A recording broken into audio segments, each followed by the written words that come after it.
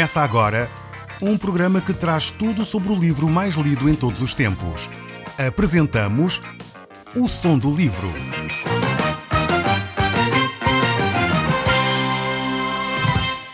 Seja muito bem-vindo. Neste podcast vai encontrar o livro mais conhecido e lido em todo o mundo. Vamos levá-lo numa viagem pela história da humanidade. Este é um audiolivro para si, para a sua família e sociedade em geral. Contextualização e comentários de Paulo Chaveiro. Eu sou o Paulo Chaveiro e nós hoje vamos estar a olhar para o Salmo 103. É um salmo escrito por Davi. E antes de entrarmos neste salmo propriamente dito, vamos tentar ver aqui alguns pontos importantes, fazer alguns comentários a este salmo. Mais uma vez, neste salmo vamos encontrar algum louvor, mas é um louvor universal. É um louvor que não se confina simplesmente a um louvor territorial. É um salmo que começa e acaba com uma bênção. No primeiro e último versículo, o salmista exorta a sua própria alma a bendizer ao Senhor. Também convida todos os seres a louvar o nosso Deus. Vamos ainda encontrar neste salmo temas extremamente interessantes como o perdão, a saúde, a redenção. Vemos também a satisfação, a justiça. Temos vários aspectos a rodear a escritura deste salmo. Certamente nós podemos olhar para ele e ser enriquecidos profundamente por aquilo que o autor sagrado nos deixou registado nas páginas da Bíblia. Por isso mesmo eu gostaria, desde logo, começar a ler este salmo consigo. Então, vamos olhar para ele, Salmo 103, e nós vamos ver aquilo que a palavra de Deus tem para nos dizer neste momento. Diz assim: bendize, ó minha alma, ao Senhor, e tudo o que há em mim, bendiga ao seu santo nome. Bendize, ó minha alma, ao Senhor, e não te esqueças de nenhum só dos seus benefícios. Ele é quem perdoa todas as tuas iniquidades, quem sara todas as tuas enfermidades, quem da cova redime a tua vida e te coroa de graça e misericórdia, quem farta de bens a tua velhice e de sorte que a tua mocidade se renova como a da águia. Temos então aqui estes primeiros versos e eles de alguma maneira nos dão uma ordem, dão-nos um mandamento. Esse mandamento é para que a nossa alma possa dizer bem de Deus. Infelizmente, muitas pessoas não conseguem encontrar este Deus que a Bíblia descreve aqui. Muitas pessoas não olham para Deus desta maneira. Vêem um Deus, às vezes, cinzento, um Deus difícil de reconhecer, um Deus que às vezes está tão ausente, tão distante, pensam essas pessoas, que efetivamente não há nada para dizer. Mas aqui o salmista nos desafia a que a nossa alma diga bem de Deus. Bem dizer tem a ver com isso, dizer bem do Senhor. E o que é que nós podemos dizer do Senhor? Eu creio que temos que começar a estar mais atentos ao nosso dia-a-dia. Certamente, se nós formos mais atentos às pequenas coisas da vida, teremos muitas razões para louvar o nosso Deus. Eu não sei quais são as suas condições, as suas situações do dia-a-dia, mas podemos começar, talvez, por aquelas que muitas vezes as pessoas pensam ser importantes.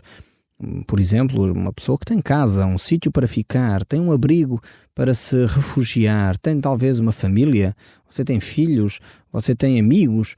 Então são razões mais que suficientes para bem dizer ao Senhor. Mas você pode dizer, mas eu não tenho nada dessas coisas. Então eu gostaria de desafiá-lo a você olhar para si próprio. Você pudesse olhar para a sua condição, talvez você está a viver uma situação de enfermidade, mas ainda pode respirar, ainda pode mexer, ainda pode ouvir, ainda pode falar. Então, avalie essas situações e diga: Senhor, seja bendito o teu nome pela vida que me destes, pela saúde que me tens dado, pela possibilidade de eu trabalhar, pela possibilidade de eu me mexer, pela possibilidade de ter saúde, pela possibilidade de caminhar. Então, louva a Deus pelas pequenas coisas, talvez pela roupa que você tem vestido, pela paz no nosso país, pelo facto de ter água e comida para beber e comer. Então, bendiga o nome do Senhor. Mas continuando aqui o Salmo, o verso 6 ainda nos diz: o Senhor faz justiça e julga a todos os oprimidos. Manifestou os seus caminhos a Moisés e os seus feitos aos filhos de Israel. O Senhor é misericordioso e compassivo, longânimo e assaz benigno. Não repreende perpetuamente, nem conserva para sempre a sua ira. Não nos trata segundo os nossos pecados, nem nos retribui consoante as nossas iniquidades. Este, efetivamente, é um Deus bondoso, o Deus da Bíblia. Olhe bem para este texto bíblico. Veja bem as características que Deus tem aqui. Quando eu olho para estes textos, vemos aqui que Deus não nos retribui segundo aquilo que nós merecemos. E ainda bem, porque efetivamente se Deus nos desse consoante as nossas iniquidades, então estaríamos perdidos. Jeremias, no seu livro de Lamentações, ele escreve que as misericórdias de Deus é pelo facto de elas se renovarem a cada manhã que nós não somos consumidos. Uma certa vez estava a ouvir uma pessoa a orar e ela dizia: Senhor, eu reivindico que tu me dês aquilo que eu tenho direito. E eu fiquei logo arrepiado. Porque se uma pessoa reivindica o que tem direito, diz a Bíblia, é a morte, porque o salário do pecado é a morte. Mas o dom gratuito de Deus é a vida eterna em Cristo Jesus. Então eu não reivindico o que tenho direito, porque eu não tenho direito. Eu dou graças a Deus porque Deus me concede aquilo que Ele me quer conceder pela sua graça. E então este salmo aqui nos mostra que o nosso Deus é misericordioso, compassivo, longânimo, Ele é benigno e Ele efetivamente não nos vai repreender para sempre na sua ira. A sua ira não se manterá sobre nós para sempre por causa destes atributos de Deus. Então, se você talvez foi ensinado na sua comunidade a reivindicar a Deus aquilo que tem direito, tome atenção àquilo que você está a orar a Deus. E peça a Deus misericórdia, peça a Deus graça, peça a Deus bondade sobre a sua vida. E certamente Deus lhe dará muito mais, além daquilo que você pode pensar ou até pedir. Porque Deus efetivamente é esse Deus bondoso. Mas aqui ainda neste texto nós encontramos pelo menos duas razões porque Deus não se manifesta contra o pecado. A primeira é que a sua misericórdia é grande. Ele não é levado pela sua ira a estender a sua mão e a fazer justiça de uma forma cega. Não, a misericórdia de Deus é tremendamente grande. E uma outra razão que nós encontramos aqui é que o julgamento de Deus para condenar os ímpios está reservado para o dia do juízo final. Deus não irá julgar as nações já de imediato. É por isso que às vezes nós olhamos para a sociedade e vemos injustiças acontecerem e nós pensamos, mas por que é que Deus permite isto? A maior pergunta sempre feita a pessoas que não compreendem o amor de Deus é: por que é que Deus permite as guerras? Eu quero dizer que Deus permite porque se Deus julgasse a cada homem segundo aquilo que cada homem merece, quero dizer que não havia homem algum que pudesse ficar de pé. Todos os homens, inclusive você e eu, já teríamos sido consumidos pela justiça de Deus. Às vezes nós pedimos justiça de Deus para os outros, mas esquecemos que se Deus fizer justiça, Ele teria de começar por si e por mim. E eu dou graças a Deus porque Ele não age simplesmente com justiça, Ele age com grande misericórdia e bondade, Ele age com muito amor. Então é verdade que eu não compreendo todas as coisas e há alturas em que eu peço: Senhor, faz justiça, porque há situações, humanamente falando, que são uma aberração, são uma injustiça tremenda e pedimos: Deus intervém. Mas intervém com amor, porque Deus ama aquela pessoa e quer resgatar a vida daquela pessoa. Mas Deus também não permitirá que o oprimido continue ad eterno a sofrer. Deus um dia vai dizer: basta. Então se você está a sentir que é oprimido, que é maltratado, esteja tranquilo debaixo da mão de Deus, porque Deus a seu tempo, Ele próprio fará justiça. O verso 11 ainda nos diz: pois quando o céu se alteia acima da terra, assim é grande a sua misericórdia para com os que o temem. Quando dista o ocidente do oriente, assim afasta de nós as nossas transgressões. Como um pai que se compadece dos seus filhos, assim o Senhor se compadece dos que o temem, pois Ele conhece a nossa estrutura e sabe que somos pó. Quanto ao homem, os seus dias são como a erva do campo, como a flor do campo, assim floresce, pois soprando nela o vento desaparece, e não conhecerá daí em diante o seu lugar. Mas a misericórdia do Senhor é de eternidade em eternidade sobre os que o temem, e a sua justiça sobre os filhos dos filhos, para com os que guardam a sua aliança e para com os que se lembram dos seus preceitos e os cumprem. Este salmo é tremendo. Eu não sei se você está a apreciar tanto este salmo como eu, mas ele é tremendo. As promessas de Deus nelas contidas são fantásticas. Você já viu o que é que Deus faz quando nós confessamos o nosso pecado? Ele diz: eu vou afastar de ti o pecado lá para o fundo. Não precisas mais te sentir culpado. Eu perdoei quando tu confessas. Não precisa levar mais sobre si o pecado de há 10 anos, de há 15 anos atrás. Se você confessou o seu pecado, abandonou esse pecado, porque é necessário abandonar, diz a Bíblia, aquele que confessa e deixa, alcança misericórdia. Então, se você confessou o seu pecado, não precisa continuar a sentir-se culpado por ele. Deus perdoou. Não permita que Satanás, que é o acusador dos filhos de Deus, continue a tirar dividendos dessa situação. Cristo já levou sobre a cruz, já derramou o seu sangue por essa situação. Então deixa de se sentir culpado por isso. Por isso Deus lança o seu pecado para longe, assim como está o Oriente do Ocidente. Mas vemos aqui também que não só isso Deus faz, como também Ele desenvolve uma aliança com aqueles que temem a Deus e traz bênção até aos filhos dos filhos, até aos seus netos. Vão receber a bênção por sua causa. Então, se você talvez perdeu a orientação, já não sabe porque deve seguir a Cristo, eu digo, pelo menos por amor aos seus filhos, por amor aos seus netos, você continue fiel a Deus. Vale a pena, porque Deus trará bênçãos sobre a sua geração, sobre a sua descendência, sobre a sua casa.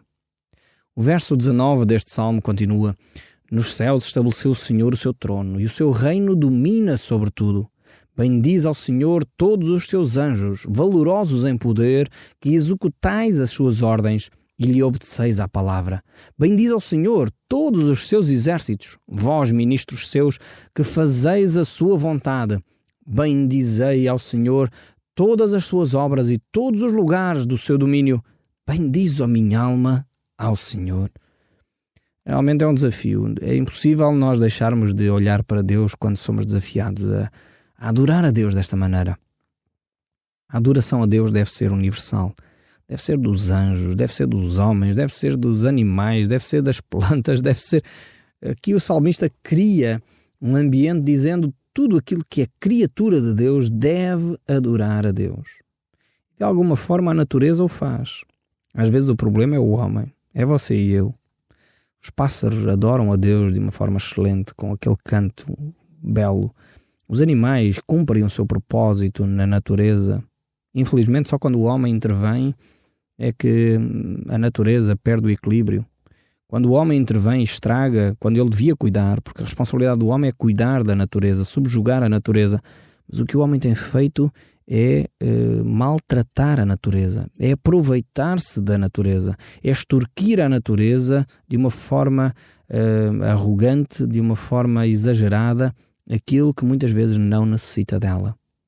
Então, precisamos desenvolver uma teologia da ecologia, mas ao mesmo tempo desenvolver uma teologia da adoração, do louvor. Ter uma atitude de louvor para com Deus e permitir que as nossas ações, as nossas palavras possam efetivamente adorar a Deus. Mas agora chegamos ao Salmo 104. É um outro salmo extremamente belo e de alguma forma ele está aqui lado a lado com o Salmo 103, que é um salmo universal, mas ao mesmo tempo agora o Salmo 104 aponta para aquilo que é a criação de Deus. Faz-nos alusão à luz, às águas, às nuvens, ao vento, ao fogo, à terra, a tantos aspectos da natureza, e certamente é um desafio para cada um de nós podermos olhar para este salmo e perceber aquilo que eu estava mesmo agora a dizer, de que a natureza tem essa marca de adoração a Deus. Tem a natureza um cunho de louvor ao nosso Deus. E quando olhamos para a natureza, diz o apóstolo Paulo no livro de Romanos capítulo 1, nós podemos ver os atributos invisíveis de Deus. E isto é fantástico, o que faz com que cada um de nós, você e eu, gastemos mais tempo a contemplar a natureza. Infelizmente nós que moramos nas grandes cidades temos grande dificuldade em contemplar a natureza. Mesmo os rios que passam perto das nossas cidades, a maior parte deles estão poluídos, cheiram mal, é horrível, não podemos estar nem 5 minutos perto deles por causa do cheiro, mas seria bom que pudéssemos cada vez mais contemplar a natureza. E felizmente que alguns autarcas têm começado provavelmente não com esta intenção teológica por detrás, mas têm começado a criar espaços verdes nas cidades. porque isso traz saúde integral ao homem. Deus nos desafia a isso porque Ele sabe como nós precisamos de ter espaços verdes, espaços que nos traz tranquilidade à alma. E quando nós contemplamos a natureza, nós percebemos mais e mais acerca de Deus. Por exemplo, quando olhamos para a variedade que a natureza tem, podemos ver que Deus é um Deus que não se limita a uma forma, a uma estética, a um quadrado e aí encaixamos Deus. Não. Deus não é de uma só cor, não é de uma só forma. Deus é efetivamente de uma coloração tipo arco-íris. Faz uma variedade imensa de cores. Ele é o único Deus, sim. Não há forma de adorar a Deus a não ser através da pessoa de Jesus Cristo. Aí a Bíblia é muito clara e exclusiva. Não estou a falar de um politeísmo ou de um sincretismo religioso, não é disso. A Bíblia mostra claramente que é só Jesus que é o mediador entre Deus e o homem. Há um só Deus e único em todo o universo. Mas ao mesmo tempo Ele é um Deus que não se limita a uma forma, não se limita simplesmente a um conceito meramente teológico, académico. Não. Ele é um Deus que tem prazer no belo. É um Deus que olha para a natureza e se alegra com a natureza. Então vejamos o Salmo 104. Ele diz: bendize, ó minha alma, ao Senhor. Mais uma vez este salmo começa também dessa forma. Senhor Deus meu, como Tu és magnificente, sobrevestido de glória e majestade, coberto de luz como de um manto. Tu estendes os céus como uma cortina e pões nas águas o vigamento da Tua morada. Tomas as nuvens como o teu carro e voas nas asas do vento. Fazes a teus anjos ventos e a teus ministros labaredas de fogo. Lançaste os fundamentos da terra para que não vacilem em tempo algum. Tomaste o abismo por vestuário e a cobriste. As águas ficaram acima das montanhas, à tua repreensão fugiram. À voz do teu trovão bateram em retirada. Elevaram-se os montes, desceram os vales, até ao lugar que lhes havias preparado. Puseste as águas divisa que não ultrapassaram, para que não tornassem a cobrir a terra. Tu fazes rebentar fontes no vale, cujas águas correm entre as montanhas.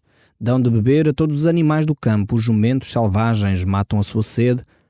Junto delas têm as aves do céu o seu repouso, e por entre as ramagens desfere o seu canto. Do alto da tua morada regas os montes, a terra farta-se do fruto das tuas obras.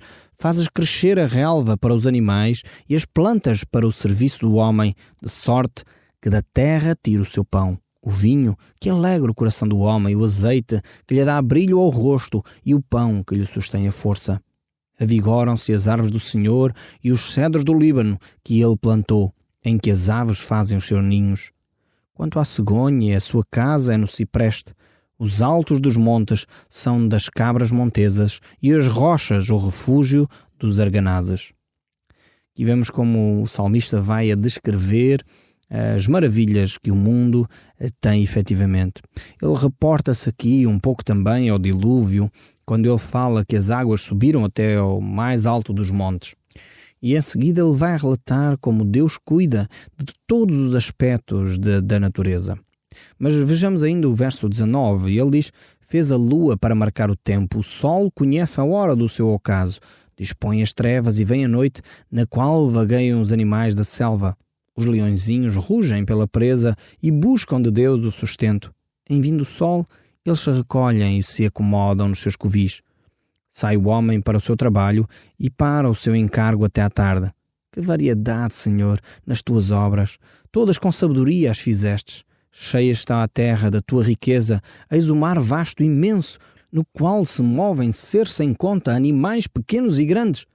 Por ele se transitam os navios e os monstros marinhos que formastes para nele folgarem. Todos esperam de ti que lhes dês de comer a seu tempo. Se lhes dás, eles o recolhem, se abres a mão, eles se fartam de bens, se ocultas o teu rosto, eles se perturbam, e se lhe cortas a respiração, morrem e voltam ao seu pó. Envias o teu espírito e eles são criados, e assim renovas a face da terra. A glória do Senhor seja para sempre. Exultem o Senhor por suas obras. Com só olhares para a terra, e ele a faz tremer. Tocas nas montanhas e elas fumegam. Cantarei ao Senhor enquanto eu viver. Cantarei louvores ao meu Deus durante toda a minha vida. Seja-lhe agradável a minha meditação. Eu me alegrarei no Senhor. Desapareçam da terra os pecadores e já não subsistam os perversos. Bendiz, ó minha alma, ao Senhor. Aleluia. Temos este salmo tremendo que nos fala aqui de toda a criação. E nós vamos agora olhar para o Salmo 105, o próximo salmo, que também certamente é um desafio para cada um de nós. Diz assim: rendei graças ao Senhor, invocai o seu nome, fazei conhecidos entre os povos os seus feitos.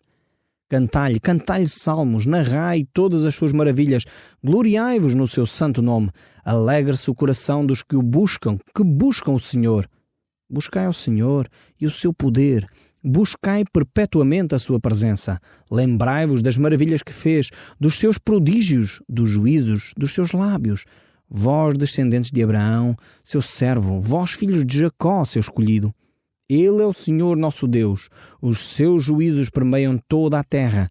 Lembra-se perpetuamente da sua aliança, da palavra que empenhou para 1000 gerações, da aliança que fez com Abraão e do juramento que fez a Isaque, o qual confirmou a Jacó por decreto e a Israel por aliança perpétua, dizendo: dar-te-ei a terra de Canaã, como quinhão da vossa herança. Então, eram eles em pequeno número, pouquíssimo, e forasteiros nela.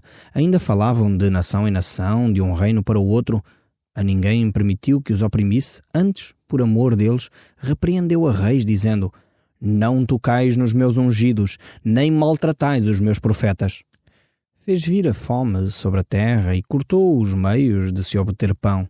Diante deles enviou um homem, José, vendido como escravo, cujos pés apertaram os grilhões e a quem puseram em ferros. Até cumprir-se a profecia a respeito dele e tê-lo provado a palavra do Senhor. O rei mandou soltá-lo. O potentado dos povos o pôs em liberdade. Constituiu o senhor de sua casa e o mordomo de tudo o que possuía. Lhe deu poder para sujeitar os seus príncipes e aos seus conselheiros ensinar a sabedoria. Então Israel entrou no Egito e Jacó peregrinou na terra de Cão. Deus fez sobremodo fecundo o seu povo e tornou mais forte do que os seus opressores. Mudou-lhes o coração, para que odiassem o seu povo e usassem de astúcia para com os seus servos. Enviou Moisés, seu servo, e Arão, a quem escolhera, por meio dos quais fez entre eles os seus sinais e maravilhas na terra de Cão. Enviou trevas e tudo escureceu, e Moisés e Arão não foram rebeldes à sua palavra. Eu gostaria de parar aqui, ainda que podemos continuar a refletir sobre isto, mas perceber que a grande diferença que ocorreu aqui na nação de Israel foi porque alguns homens se dispuseram a ser obedientes à palavra de Deus. Temos aqui Moisés e Arão, que não foram rebeldes à palavra de Deus, obedeceram àquilo que Deus lhes pediu e por isso fizeram toda a diferença em uma grande nação. Espero sinceramente que você possa ter esta mesma atitude, de ouvir a palavra de Deus e pôr em prática na sua vida. O Som do Livro, uma produção da Rádio Transmundial de Portugal.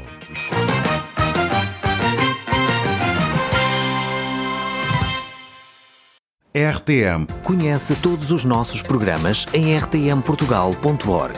Uma produção da Rádio Transmundial de Portugal.